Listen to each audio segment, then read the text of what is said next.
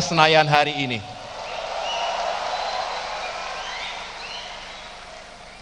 Yang saya hormati pula para tamu undangan, para tokoh yang juga telah berkenan hadir, tentunya terutama dari Partai Nasdem, Bapak Ahmad Ali sebagai Wakil Ketua Umum.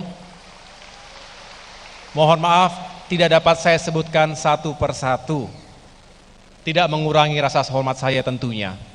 Dan marilah Bapak Ibu sekalian, kita berikan tepuk tangan sekeras-kerasnya kepada yang kita cintai dan banggakan, calon Presiden Republik Indonesia, Saudara Anies Rashid Baswedan, beserta Ibu.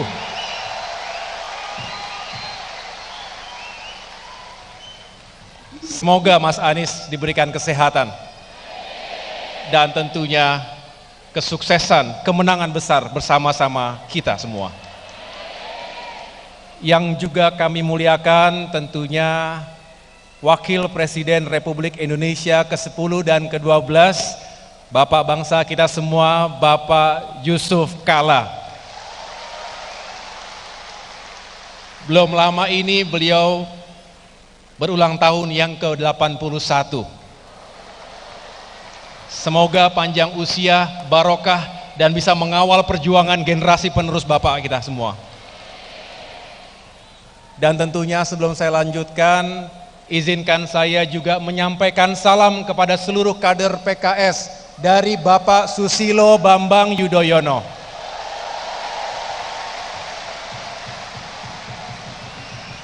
Mohon maaf, tidak bisa hadir secara langsung, saat ini beliau berada di Pacitan. Tetapi doa dan ucapan selamat mengiringi kebersamaan kita semuanya. Saya tidak sendirian, saya hadir bersama jajaran pimpinan dan pengurus Partai Demokrat. Saya mohon berdiri, ada Sekjen, ada Ketua Fraksi DPR RI, dan teman-teman lainnya.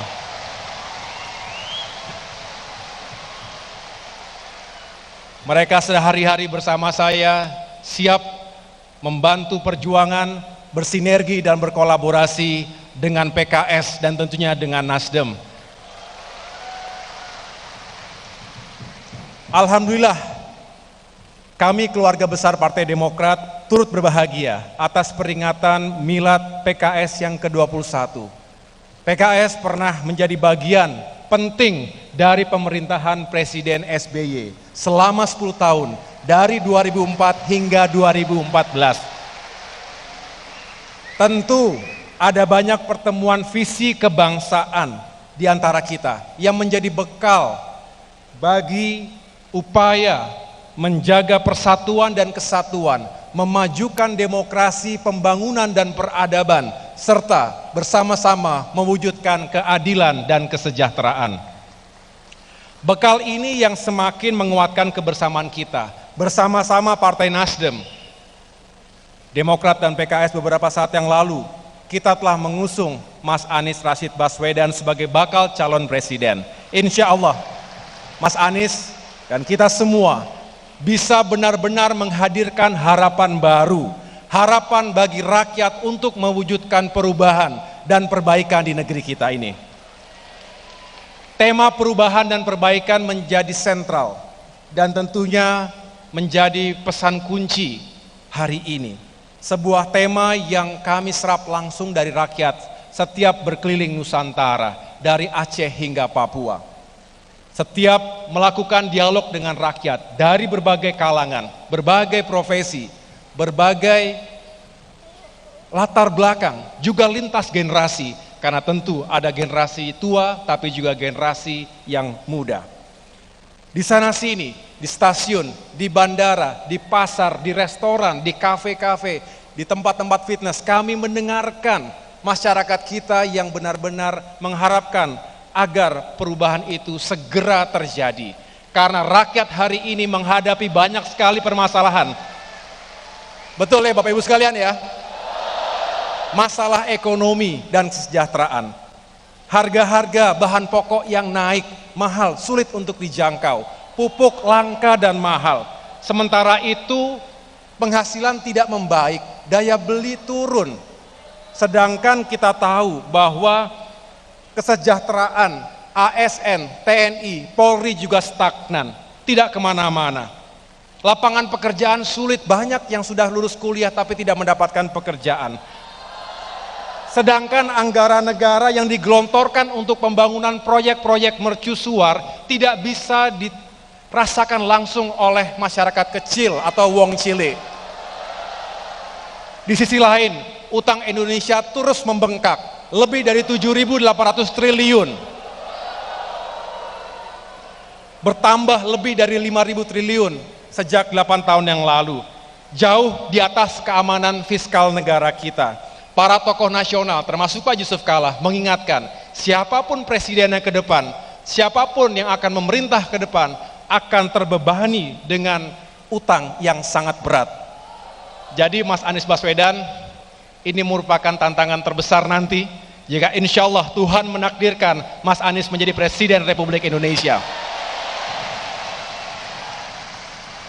Selain itu, Bapak Ibu sekalian, banyak yang merasakan praktik penegakan hukum yang seolah tajam ke bawah, tumpul ke atas.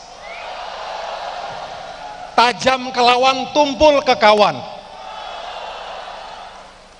Kita tahu, mengamankan kawan politik dari proses hukum adalah obstruction of justice atau menghalangi penegakan hukum. Sedangkan menggunakan instrumen, saya ulangi, menggunakan instrumen hukum untuk menghabisi lawan politik, namanya abuse of power, penyalahgunaan kekuasaan. Kedua-duanya tidak sepatutnya terjadi di negeri tercinta Indonesia ini.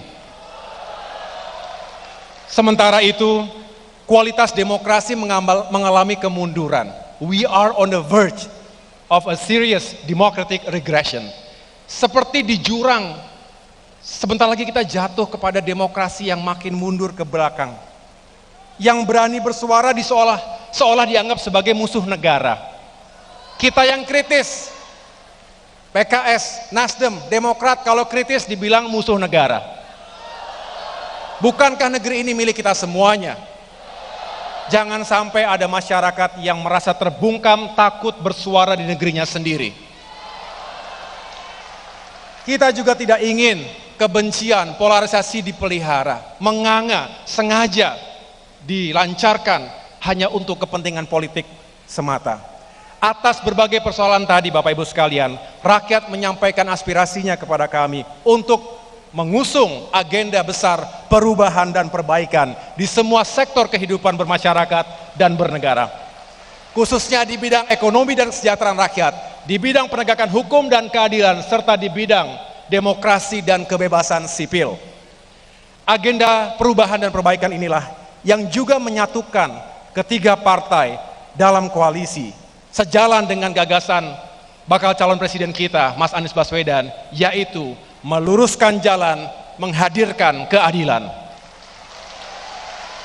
Untuk itu, kepada para sahabat sekalian, Demokrat tentu mengajak kita semua menghadirkan solusi yang efektif untuk perbaikan, terutama kebijakan ekonomi dan fiskal, yang tepat, yang adil, yang berorientasi pada peningkatan kesejahteraan rakyat.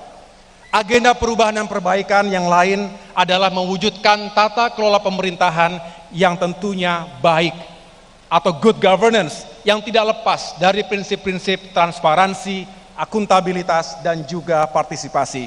Itulah agenda utama kita. Untuk mewujudkan good governance ini tentu dibutuhkan karakter dan kapasitas sumber daya manusia Indonesia yang unggul, yang produktif dan juga berkarakter.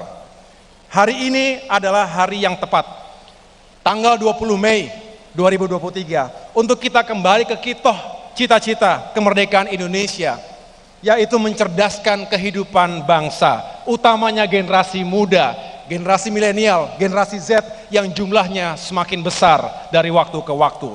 Kita ingat momentum sejarah 20 Mei 1908 dan reformasi nasional 21 Mei 1998, bahwa generasi muda terdidik yang telah terbukti menjadi motor penggerak perubahan bangsa. Mudah-mudahan generasi muda hari ini juga menjadi motor penggerak perubahan dan perbaikan untuk Indonesia yang semakin baik ke depan, 2024, 2045 dan selanjutnya. Karena itu Bapak Ibu sekalian, sudah sepatutnya kita mengutamakan pembangunan manusia dibandingkan pembangunan yang sifatnya serba benda. Pembangunan infrastruktur itu penting, dibutuhkan, tetapi jangan sampai menomor sekiankan pembangunan manusia.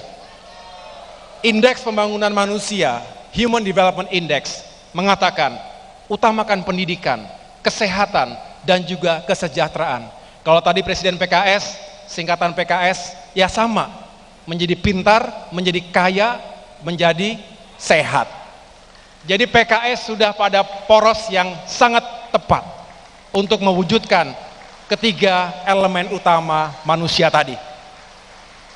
Jadi kalau kita bisa meningkatkan SDM-nya, tentu kita bisa meningkatkan pembangunan yang lebih berkualitas lagi. Termasuk jika SDM-nya maju, maka negaranya juga akan semakin maju. Bapak Ibu yang saya muliakan, pintu untuk melakukan perubahan dan perbaikan tadi terbuka dalam pemilu 2024 mendatang. Itulah momentum terbaik 5 tahunan bagi rakyat Indonesia untuk menentukan nasibnya sendiri. Kita tentu berharap pemilu 2024 berlangsung secara aman, damai, jujur, adil, dan demokratis. Dan kita berharap para penyelenggara pemilu yang kami muliakan benar-benar bisa bersikap netral dan independen. Tidak partisan. Mungkin, sekali lagi mungkin akan terjadi intervensi, intimidasi, bahkan kecurangan. Tapi kita semua, koalisi perubahan harus kuat, harus bersatu dan berani menghadapinya. Who dares wins. Siapa yang berani akan menang. Tapi keberanian tidak lahir begitu saja. Keberanian lahir dari hati yang bersih, tulus, dan ikhlas. Oleh karena itu, kami hormat dan mengucapkan terima kasih kepada Ketua Majelis Syuro PKS, Habib Salim Segaf Al-Jufri, yang baru saja kemarin, mengingatkan kita semua bahwa segala keberhasilan itu terletak pada hati yang bersih. Berikhtiarlah dengan tulus dan ikhlas, berkompetisilah dengan sehat, dengan tetap mengutamakan persatuan dan keutuhan bangsa. Mudah-mudahan saya tidak salah mengutip kalimat bijak beliau pada sholat Jumat kemarin. Akhirnya, kami sekali lagi mengucapkan Dirgahayu PKS. Semoga di usianya yang ke-21 tahun ini, PKS semakin maju dan sukses. Mari bersama-sama kita gelorakan, kita bangkitkan energi perubahan dan perbaikan ini. Dan akhirnya saya ingin menutup dengan pantun. Karena tadi saya dibisik oleh Sespri, jangan sampai lupa pantunnya. Karena Presiden PKS itu ahli pantun.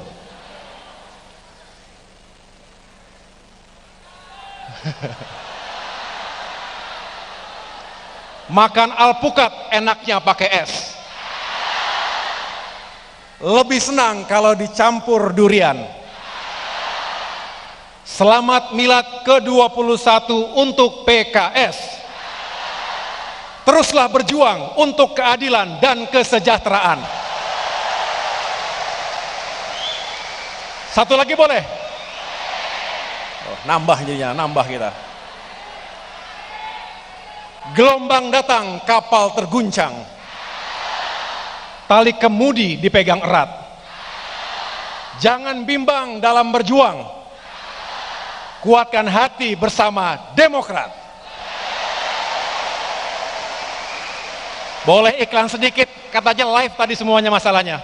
Terima kasih sekali lagi, luar biasa PKS, semangatnya, militansinya, dan kesetiaannya. Semoga koalisi perubahan ini benar-benar mendapatkan ridho Allah Subhanahu wa Ta'ala, Tuhan yang Maha Kuasa, menuju perubahan dan perbaikan untuk Indonesia yang semakin baik dan maju ke depan. Selamat Mas Anies Baswedan menjalankan amanah besar ini. Terima kasih. Wassalamualaikum warahmatullahi wabarakatuh.